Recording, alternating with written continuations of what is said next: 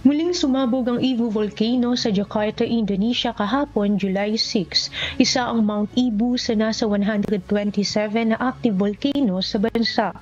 Ayon kay Herunitias Desi Pugnamasari ng PVMBG, Volcanology Agency ng bansa, 2 beses ang naging eruption ng 1,325-meter high volcano na naging dahilan upang ito ay malagay sa Volcano Alert Level 4.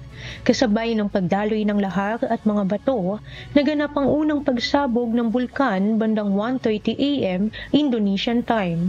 Nasundan naman ito ng ikalawang eruption pagdating ng 7:46 AM kung saan naglabas ito ng volcanic ash na may taas na 1,200 meters. Sa tulong ng otoridad, nagkaroon na rin ng pangunang evacuation sa mga mamamayang nakatira malapit sa bulkan.